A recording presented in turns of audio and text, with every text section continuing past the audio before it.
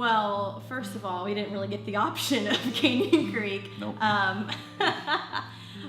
When Uncle Dana and Stephanie came here about 4 years ago, we came to visit often, and I was like, who is Canyon Creek? What is Canyon Creek? And I came and I met people, and they were so loving and welcoming and hugging me, and I didn't even know who they were.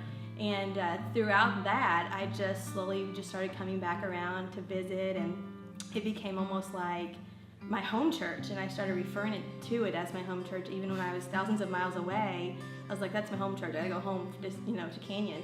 And throughout the last 4 years, the ups and downs with my family, with the church, it was, always a very close and dear thing to my heart. And, it's someplace we've always wanted to come. We've always felt very welcomed and cared for. And we've met people who have become friends and who have become family to us. And, we've gone through a lot in our life and our 4 years of marriage. And without some of these people here texting me, calling me, loving on me, taking me to dinner, going to lunch, it would have made it 10 times harder.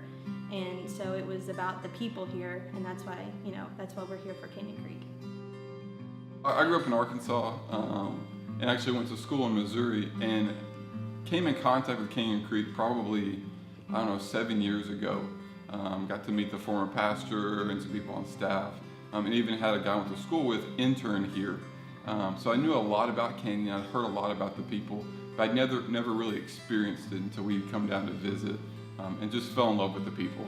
Had the opportunity to even be mentored while we were in Boston by a member in the church here, just because he saw I had leadership questions. He's like, hey, well, I'd love to set up a weekly phone call with you. And this is a guy that I've met, for 15 minutes, and he's already volunteering a week of his time during his schedule.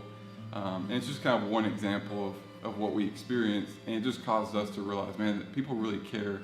That's something we want to be a part of. We want to be a part of that community, and we want to be known with the people who are doing that, because we like to think that we do that too with other people, that we're generous. But Canyon really kind of proved that to us. And so Dan and Steph said, hey, would you guys ever even consider moving down here? I had to think about it. I'm a little more reserved. Aimee was already there. And once we kind of talked and prayed about it and came down and experienced it, we knew we were in. So we were excited to get down here in July.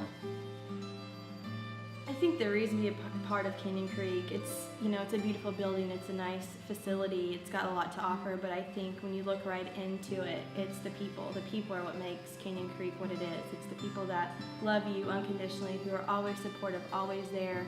You don't get that everywhere. And I think that's what makes Canyon Creek so appealing, at least for me, and I think to a lot of other people. Beyond that too, you really understand that Canyon Creek's going to have, all these ministries are going to do things well, but behind it, the mentality is that it's for the people. It's not just the projects that they're doing.